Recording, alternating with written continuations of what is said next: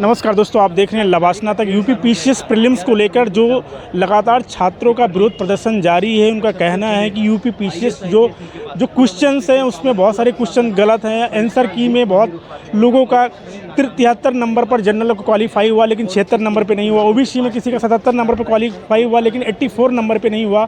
तो लगातार उत्तर प्रदेश की जो लोक सेवा आयोग है लगातार ट्रांसपेरेंसी की वो करती है, लेकिन यहाँ के छात्रों का ये विरोध प्रदर्शन लगातार जारी है। हमारे साथ कुछ छात्र और भी हैं। आप भी आज भी करें, क्या वजह है? मतलब मित्र, उत्तर प्रदेश पीसीएस 2024 में जिस तरीके की अनियमितता शुरू से हुई है, आप देख रहे हैं, सब जग जाहिर है। प्रदेश स्तर पे इसकी मांग लगातार उठी। हमने बहुत बड़ा आंदोलन खड़ा किया था वन डे वन शिफ्ट के लिए, नॉर्मलाइजेशन के लिए। सब ने, सरकार ने माना, लेकिन परीक्षा हुई। परीक्षा के बाद तमाम उसमें विसंगतियाँ उभर के आईं। आंसर की आई, उसके बाद आपने आपत्ति मंगाया, आपत्ति भेजी गई। उसके बाद जो वेरिएशन आया है अंकों को लेके, 69 पे हो जा रहा है ओबीसी का, जनरल का 73 पे हो जा रहा है, लेकिन ओबीसी का 82 पे नहीं हो रहा है, जनरल का 84 पे नहीं हो रहा है, एससी का 73 पे नहीं हो रहा है, लेकिन एससी का 71 पे हो जा रहा है। तो ये बहुत बड़ी बड़ी विसंगति बन के उभरी है, जिसका हम सारे छात्र विरोध करने के लिए यहाँ पे उपस्थित हैं। हमने पहले भी विरोध किया था, हमने इसकी पूरी तैयारी कर ली है। हमें अब कोर्ट जाना है, कोर्ट की भी हमने तैयारी पूरी कर ली है। मंडे को हम अपना रीट फाइल कर देंगे और हम इसमें कमीशन को, सरकार को लाके कटघरे में खड़ा करेंगे। आके वहाँ पे कोर्ट में इनको जवाब देना पड़ेगा और हम पूरी तैयारी के साथ कोर्ट जा रहे हैं मंडे को। और जो भी विसंगतियाँ इनकी हैं, पारदर्शिता के नाम पे जिस तरीके से छात्रों के साथ भेदभाव हो रहा है, जिस तरीके से ये कैटेगरी कट ऑफ नहीं जारी कर रहे हैं, जिस तरीके से रिवाइज आंसर की इन्होंने नहीं जारी किया, जिस तरीके से जितने प्रश्न इन्होंने डिलीट किया या जिसके आंसर बदले बिना बताए रिजल्ट जो जारी किए हैं, उसमें जो भारी फेरबदल दिख रहा है।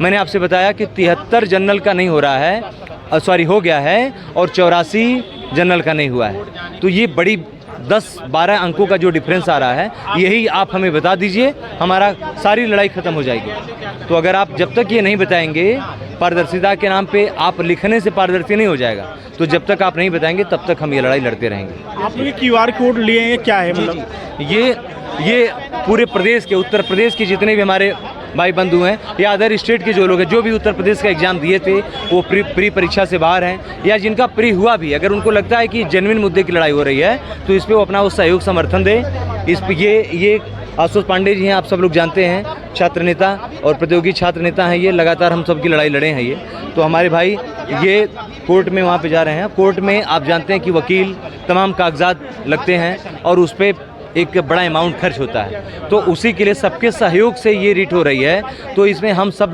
लोग, इसमें हम चाहते हैं कि आप लोग इसमें भागीदारी अपनी करें, जो भी आपके पास है। ऐसा नहीं कि नहीं कोई यही आपके जो सामर्थ्य हो, आपको लगता है कि नहीं वास्तव में कमीशन के खिलाफ एक मोर्चा खुलना चाहिए, तो मोर्चा खुलने का एक माध्यम है ये। इस पे आप अपना अमाउंट भेज के अपनी उपस्थिति दर्ज करा सकते हैं। इसकी लड़ाई हम वकील, ये जो भुगतान वकील पे तमाम जो डॉक्यूमेंट रेडी हो रहे हैं, मैं आपको बताना चाहता हूं कि ये हमारा पूरा प्रोफार्मा रीट का हमने इस पे पूरा काम किया है।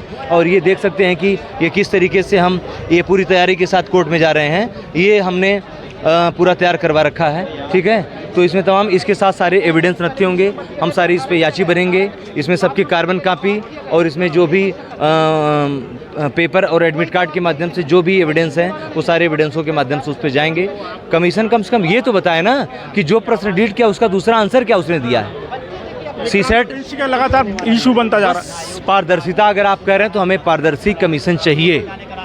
आपत्ति मंगाए हैं किस बात को लेकर? वो तो लगातार कहता है कि हम तो पारदर्शी रखते हैं। ये यार टेक्स्ट बुक का आपने एविडेंस मंगाया, सारे किताबों को हमने लक्ष्मीकांत से लेके जो आपने मानक है, BR एक्ट से लेके आप जो भी किताब NCERT को लेके जो भी हमने साक्ष्य दिया है, तो आप कहो कि हमने ये साक्ष्य मान लिया है और इसका आंसर ये है, हम चले जाएंगे। आंदोलन करने का क्या? आंदोलन तो यार मजबूरी है। प्रतियोगी छात्र आंदोलन करने के लिए है कि इतना पैसा वो पढ़ाई के लिए खर्च आया है।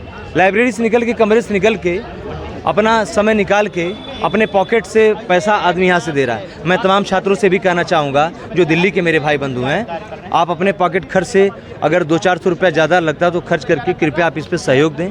जो आपके बंधु लड़ाई लड़ रहे हैं उस पर एक बड़ा अमाउंट खर्च होता है, वकील की फीस है। आप लोग भी कहीं न कहीं कोर्ट कचहरी के चक्कर लगाए होंगे तो आप जानते होंगे जग जाहिर है। तो मैं चाहता हूँ कि आप इस पर समर्थन दें और आप ये हमने जो सारा पेपर अब तक तैयार किया है वो अपने मित्रों के समर्थन राशि से ही किया है। इसमें कोचिंग संस्थानों का भी मैं आभार व्यक्त करूंगा जो संस्थान इसमें आगे आए हैं और उनके जो अपने संस्थान में टेस्ट सीरीज जो उनके यहाँ बच्चे हैं उसमें बहुत लोग हैं और उनका मैं आगे धन्यवाद मैं ज्ञापित करूंगा बाकायदा नाम लेके। हम बस इस लड़ाई को एक मुकाम तक पहुंचा दें और कमीशन को कटघरे में लाके खड़ा करने में कामयाब हो जाएं। जी धन्यवाद। जो लड़ाई लड़ते जीत जाते हैं, मतलब पिछली बार नार्वेशन की भी लड़ाई लड़ी थी उसको भी जीत गए, तो इसमें क्या लगता है? जीतने की बात नहीं है, आपने गलत किया भाई, हमने गलत के खिलाफ लड़ाई लड़ा है। हम गाल बजाने वाले नहीं, हम ऐसा नहीं कि हम यहाँ पे खड़े हैं, आपने उस तरीके का बनाया है। 4 लाख लड़के हैं, 75 जिला है, परीक्षा कराने में आपको दिक्कत क्या है यार? इसके पहले परीक्षाएं होती थी, आप पेपर लीक नहीं रोक पा रहे हो।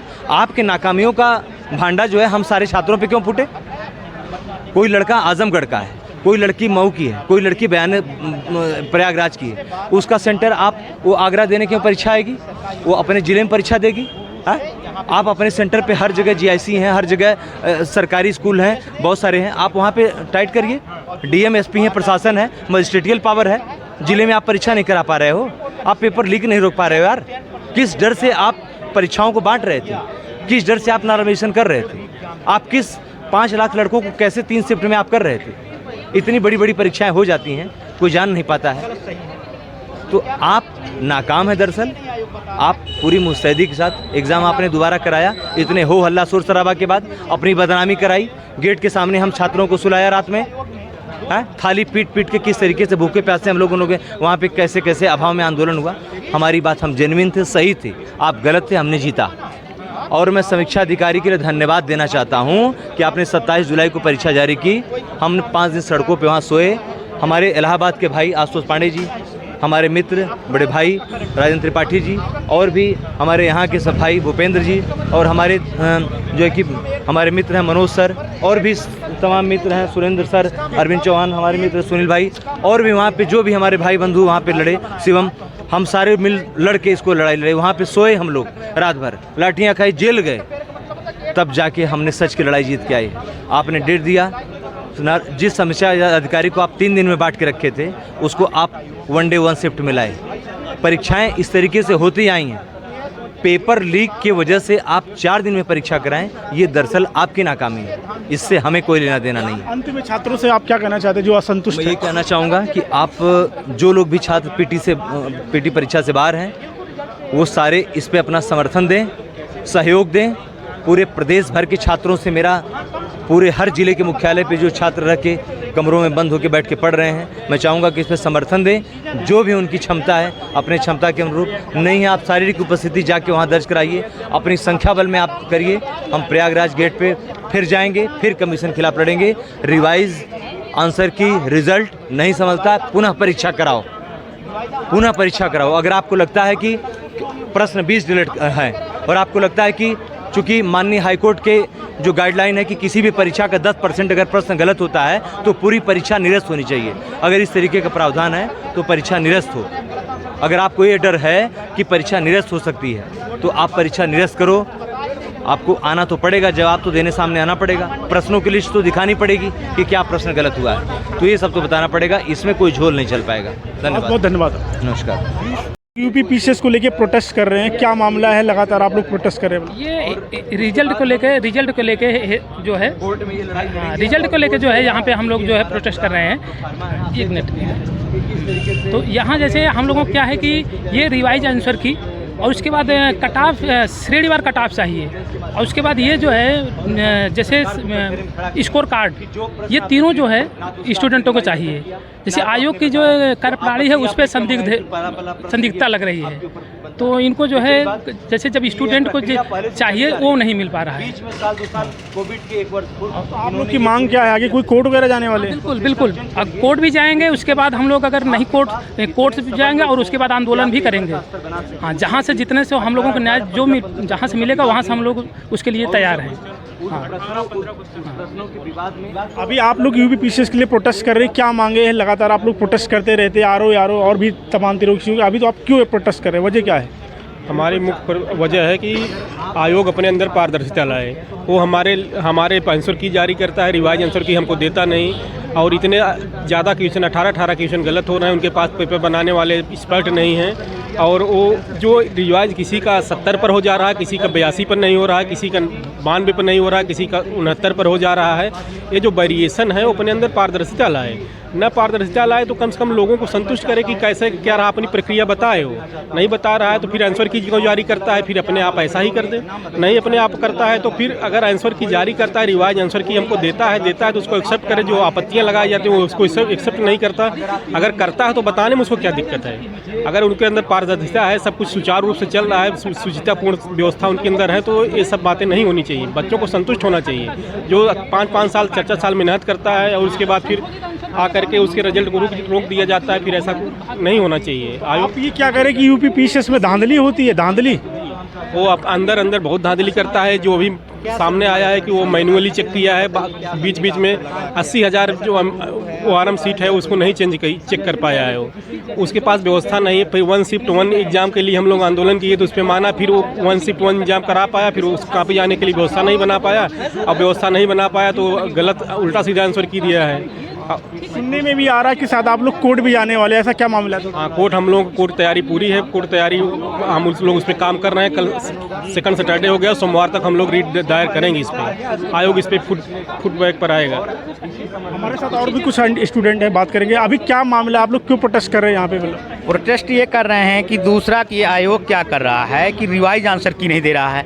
कितने क्वेश्चन डिलीट किया, कितने क्वेश्चन आंसर डिलीट किया है, कितना चेंज किया, ये कुछ पता ही नहीं चल रहा। और सबसे बड़ी समस्या है कि हमारे बीच के ही लोग 72 में प्री क्वालिफाइड हैं, 84 वाला क्वालिफाइड नहीं है, 87 वाला क्वालिफाइड नहीं है। तो ये किसी को पता ही नहीं चल रहा कितने में क्वालिफाइड किया, कितने में क्वालिफाइड कर रहे हैं, कितना डिलीट कर रहा, कितना चेंज कर रहा, किसी का कुछ नहीं बता रहा। RTI देना बंद कर दिया 2021 से। RTI के माध्यम से पहले कट ऑफ देता था, RTI के माध्यम से हम मांग लेते थे कि कितना कट ऑफ गया, हमारा कितना मार्क्स है, वो भी देना बंद कर दिया। तो हमारी डिमांड है कि अलग अलग कट ऑफ दिया जाए कि SC का कितना गया है, ST का कितना गया है, OBC का कितना गया है, महिलाओं का सबका अलग अलग कट ऑफ जारी किया जाए। और सबसे ज़्यादा ये है कि रिवाइज आंसर की दी जाए। हमको यही नहीं पता चल पा रहा है कि कितना आंसर डिलीट किया है, कितना चेंज किया है, तो हम अपना उससे मिला सकें। पर आयोग पारदर्शिता पूरी तरह से बंद कर दिया है। तो इसलिए हमारा प्रोटेस्ट इसी पे है, क्योंकि हमारे बीच का ही 72 में क्वालिफाइड हो रहा है, 69 में भी एक लड़के स्टूडेंट हमारे पर्चे का क्वालिफाइड किया है, 87 वाला भी क्वालिफाइड। ट्रांसपेरेंसी का इशू हो रहा है, पूर्ण रूप से पारदर्शिता का मामला है, ट्रांसपेरेंसी का मामला है, जो आयोग पूरी तरह से बंद कर दिया है। इसी में यही इशू बार बार पता चल रहा है कि यार धांधलेगर्दी हो रही है क्या, लोगों का यही सबसे ज़्यादा परेशानी है। कि आप लोग कोर्ट जाने वाले, ऐसा कुछ क्या? कोर्ट जाने का अभी ये हैं तो ये मंडे को या ट्यूसडे को कोर्ट जाने का है।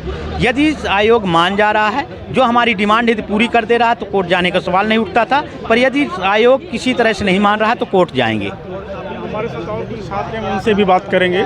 आप लोग जो प्रोटेस्ट कर रहे हैं, पहले भी किए थे, आज भी कर रहे हैं, क्या वजह है? मतलब देखिए, प्रोटेस्ट करने के लिए आयोग लगातार मजबूर कर रहा है। हम लोग न्याय की उम्मीद किए थे, इसके लिए ज्ञापन भी हम लोगों ने दिया था, लेकिन आयोग के कान पर जूं नहीं रेंग रहा है। 17-18 प्रश्नों का लगातार विवाद इनका कई वर्षों से चला आ रहा है। इस बार भी था, 86 वाले का नहीं हुआ है, 76 वाले को हो गया है।